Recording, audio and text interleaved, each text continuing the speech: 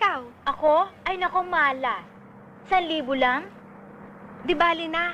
Tiyak na sa susunod, kikita tayo.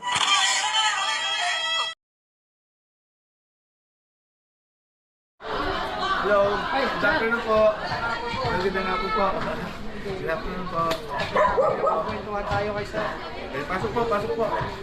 Sir, panonood po nga po.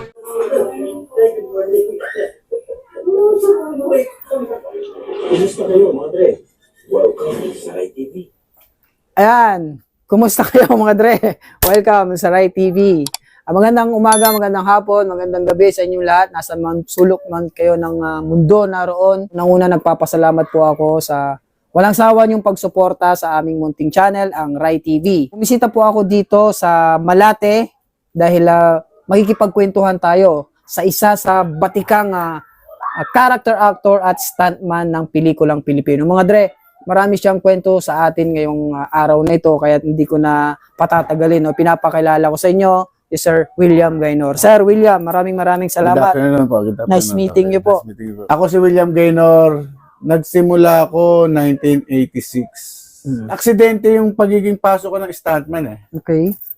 Kasi mahilig ako nung teenager ako, bago ko gumraduate ng elementary, hilig ko yung mga karate, ganyan-ganyan. Eh minsan napadaan ako sa cultural kasi nag-jogging ako eh. So doon ko nakita yung mga, na-curious ako, nandun yung mga maraming tao, malalaking tao tulad nila, hindi ko pa kilala na during that time, Telly Babasa, Erde David, Jimmy Reyes, Tom Alvarez, sila Ding Alvaro. Ayan, sila pa kami sabi ko, parang ano kayang samahan to, paano kaya kung makaano. So nakausap ko noon si Lito Mina. Yung si Lito Mina, yung instructor siya noon. Sobrang bait ng taong yon, mamang yon si Lito Mina. So nagtanong ako sa kanya, sabi niya sa akin, sabi ko sa kanya, sir, paano po ba makapag-member dyan? Kasi parang, noong time na payat ako eh. Matangkad, pero payat na medyo, alam mo na, teenager. Sabi niya sa akin, kung gusto mo talaga at desidido ka, punta ka ng Trabaho Street sa Lacampana. Okay. Sa susunod na linggo. Sabi niya, tapos dala ka na yung by data. Noon during that time, hindi ko alam yung by data. Oo, kasi Ilan alam taon ko, ka niyan dito, sir? mga 14, 15 years old. Bata pa. Oo, 14, 15 years old. Oo, yun. Okay. Noong time na yon, so uwi ako, tapos habang umuwi ako, galing ako cultural, sila nag-ensayo sila, tapos may mga may mga rehearsal sila ginagawa. Para akong tanga si Sir Telly, nagda-dialogue, si Sir Ding Alvaro, may fights sila. So may dialogue sila. Kinakabisado ko yun. Sabi ko, baka yun ang itanong sa akin sa pagpunta ko doon sa Trabaho Street, sa Lacampana. Tapos, iniisip ko, by data. Hindi ko alam yung by data. Oo, tanga nga ako eh. Sabi ko, tanga ako during that time. Siyempre, kumbaga, inaano ko pa yung sarili ko kung ano ba yung mga ganito. Nung pag-uwi ko sa bahay, Nay, kailangan ko by data. Ano ba yung by data?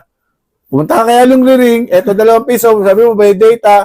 Yung papel pala yun. Oo, papel. So, pinilapan ko. Tapos, first time ko na umalis, pumunta na Makati, doon pa, sa Leong Ginto. First time, paalam ako sa nanay ko. Sabi ko, Nay, punta lang po ako, Makati, Trabaho Street. Ito din binigay sa aking address, ganyan. O, sige, ingat ka, ganyan. Sabi ko, sir, ako po yung last week nakakausap nyo na gusto ko sana paano makapasok. Sabi niya, ito po by data ko. Sabi niya, o, sige. Gusto mo talaga, eto, stuntman to. Eto mga ginagawa, panoorin mo muna. So, stay ka lang dyan, panoorin mo. So, ako, nag-stay ako. Maghapon akong nag-stay, pinanood ko. Akala ko, sabi ko, kasi isip ko, kaya ko naman yung mga sirko-sirko, ganyan, jerk. Tapos sabi niya sa akin, nung after na napanood, sige, next week, balik ka. Magsuot ka ng jogging pants, ng ganito, ng damit, tapos ng kabisasino. Tapos kailangan maga. Mga bandang alas 8, nandito ka na kasi ito yung alas 9 ng practice eh. Yun na yun. Tuloy-tuloy na yun. Na ang hilig ko lang naman, karate. Karate. Kasi yung kwarto ko, kung makapapansin mo, yung loob ng kwarto ko, nung kabataan ko, puro Jet Li, Bruce Lee, Jackie Chan. Okay. So ngayon, parang na-adapt ako doon sa stuntman na wala akong makita ng mga, during that time na mga panahon na karate gym eh. Okay. So doon ako napunta sa stuntman. Na hindi ko naman alam na sa showbiz pala yun. Oo, wala akong alam. So wala akong idea. So tumagal ng ilang buwan. First time ko na nakita na yung shooting ganun pala. Okay. Kay Anong movie? Ale Gagang. Diba? Kay Bong Revilla. Oo, Ale Gagang. Talagang puro palpak na gawa ko nun. Kasi nga, tense eh. Oo. Sabi sa akin ng director, ang dami na. Nagpaputok ko ng baril, binigyan ko ng props. Ang pagkakamali ko lang, nung pagputok ko ng baril, galing sa putok, pak. Tapos lalagyan ka ng effects. Tok. Butas ang ano ko, nung camouflage ko. Butas. Live yung baril ko eh. Ginanong ko. Galit na galit sa akin yung director. Nagis mo? Oo, nagis ko. Kaninong stuntman na? Sabi ko, direct, hindi ko po alam na ganyan. So, take two. Buti hindi nasira yung baril. Galing ulit sa putok. Kailangan kasi, pag direct mo, ibawa mo na maayos yung na hindi na... Kasi live yung baril. Magkano yung Armalite? Eh, may mas mahal pa yung Armalite kaysa doon sa TF ko eh. Di ba? Tama. Oo.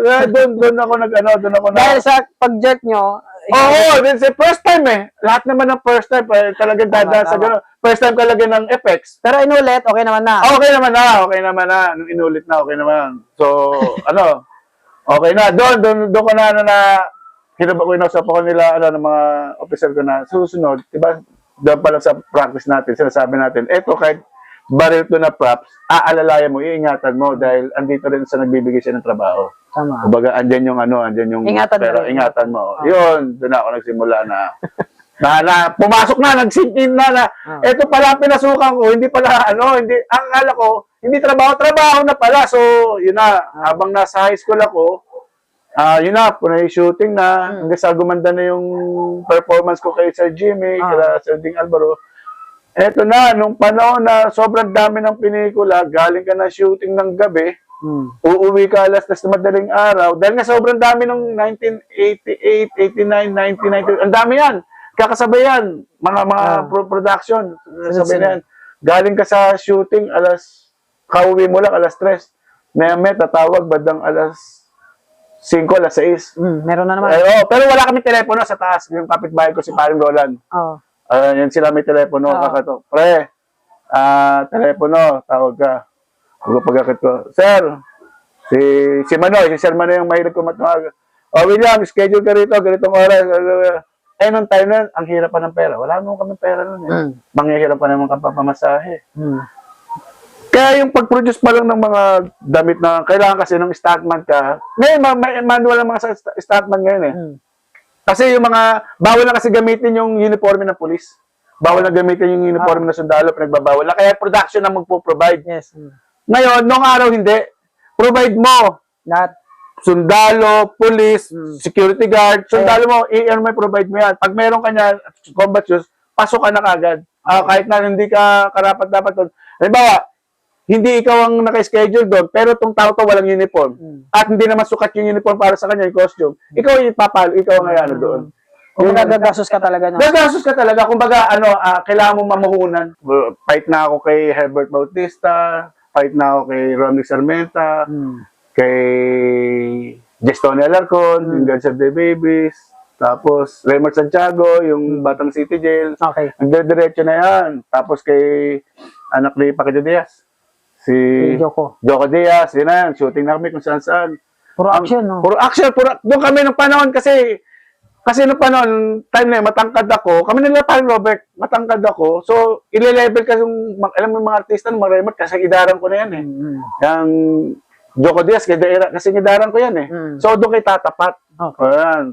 Ayan na yun.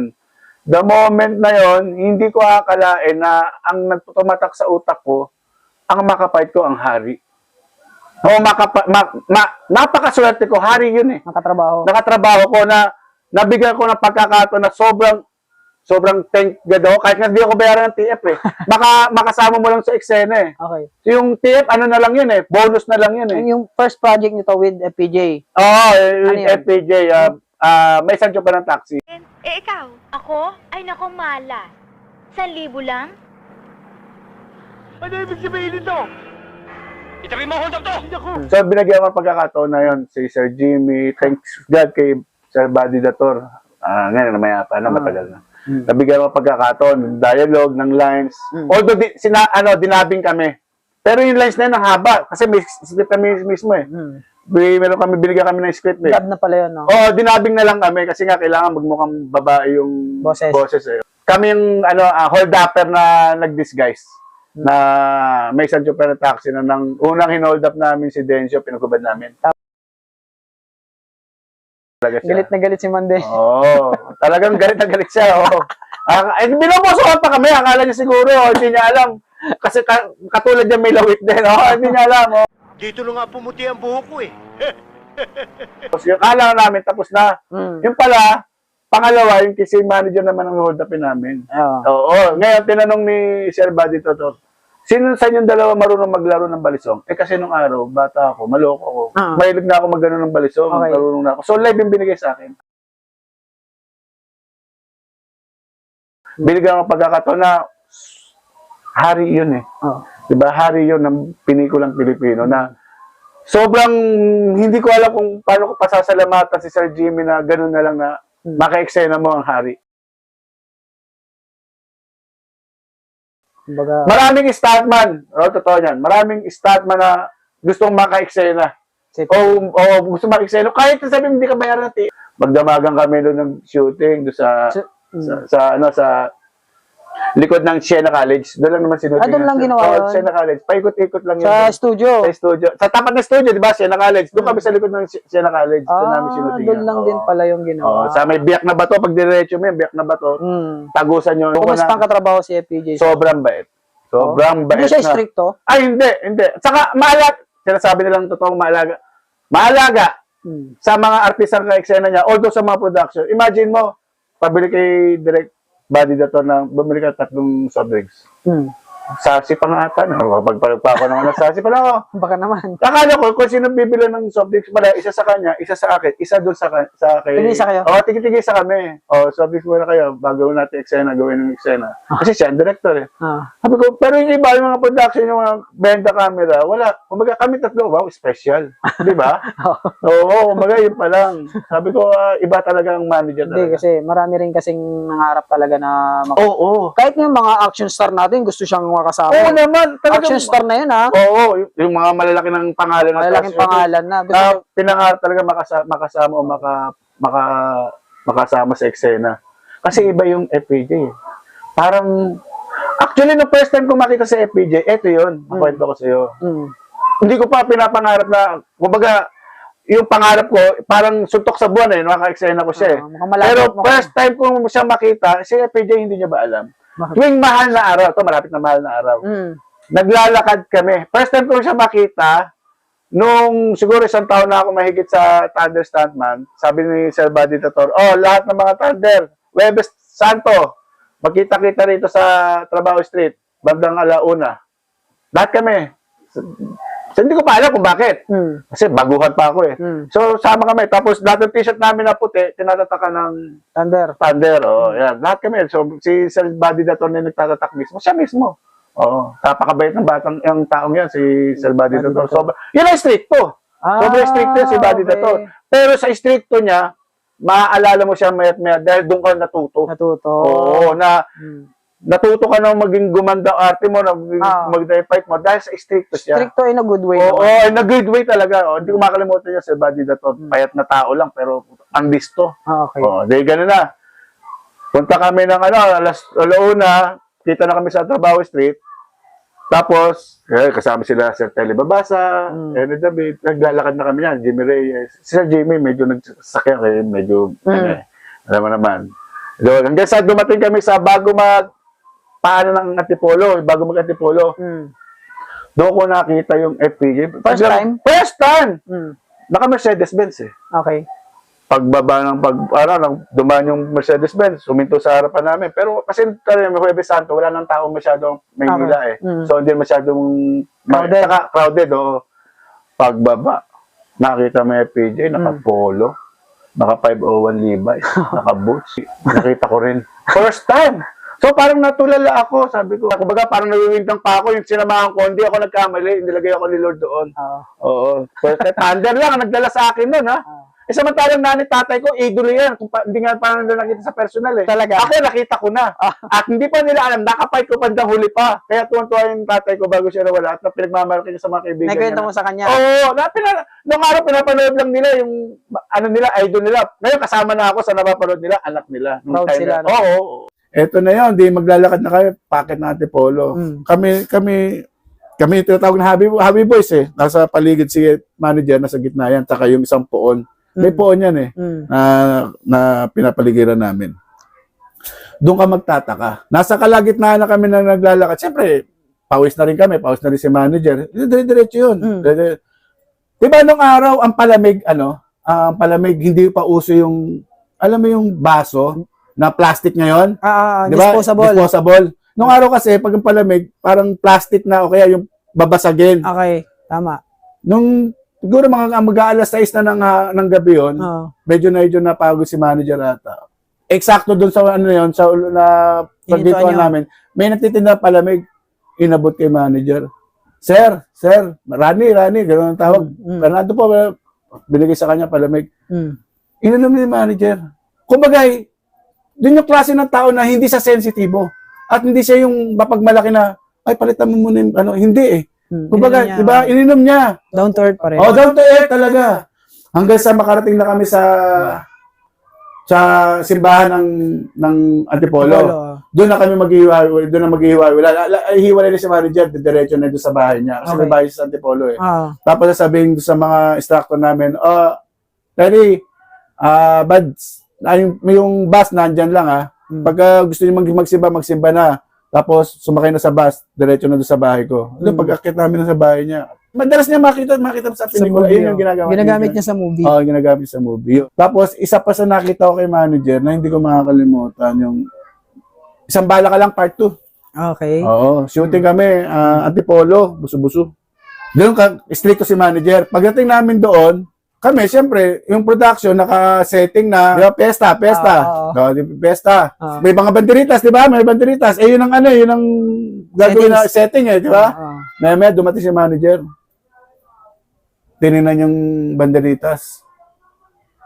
May binulong kaya kay, si siya rin ang ang director nun Bernardo Reyes Bumulong, pakap. Nalaman namin, ba't pinakap? Yung banderitas, hindi niya nagustuhan. Kasi laktaw-laktaw Yun ang ayaw ni manager. Wag mong titipirin yung production niya. Tama. Oo.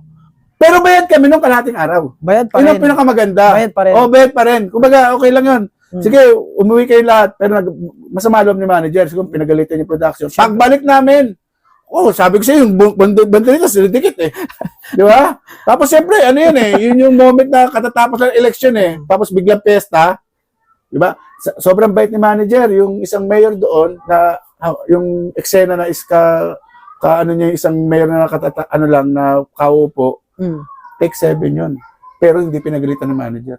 Sa iba, magagalit na kasi mahal ang negatibo, di ba? Pinagpapawisan yun. Sabi ng manager, okay lang. Basta relax lang. Basta okay lang.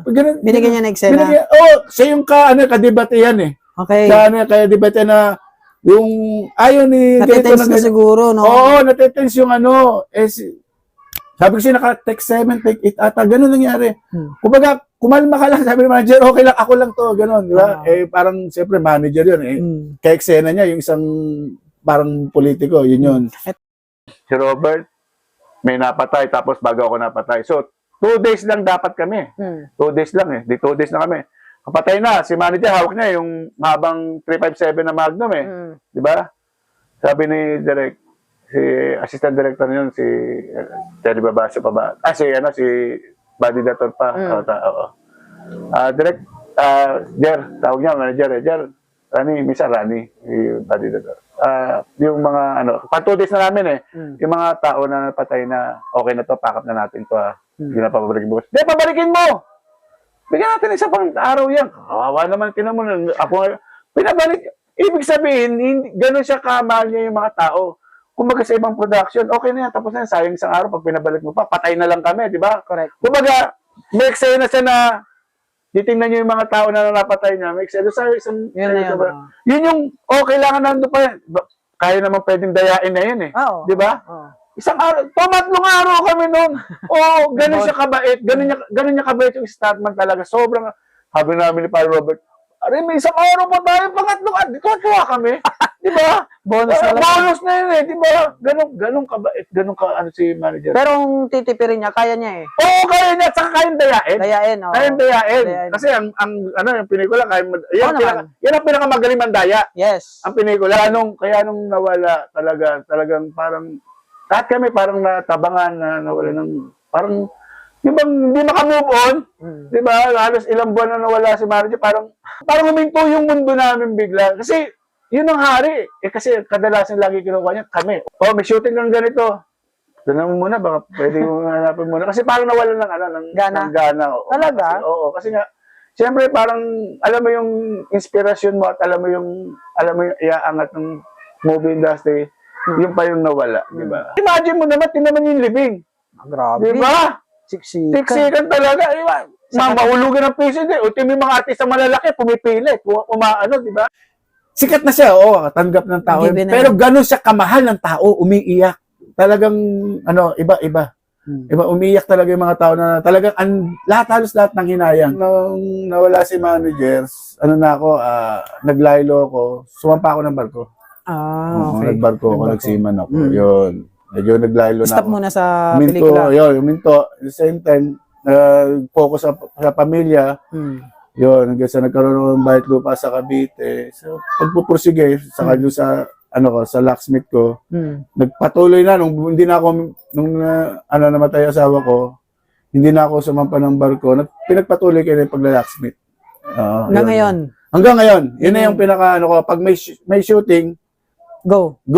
Pag wala, doon ako sa set ko. Freelance Yun ang pa rin. freelance pa rin. Oo. At kahit na wala shooting, kumikita ng Tama.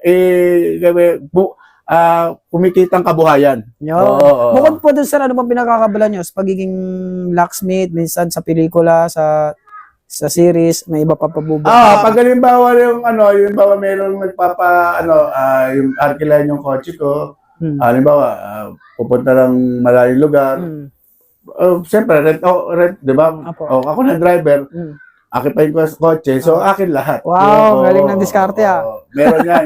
Lalo na nung pandemic. Oo. Nung pandemic, di ba? Ang hirap ng sasakyan noon. Baka nakabooking ako. Mismo yung kumpare ko kasi nasa rin siya eh. Sabi niya, pre, available ba yung sasakyan sa sunod na araw? Anong araw? Ganito. Kasi may ihatid ka sa ganyan.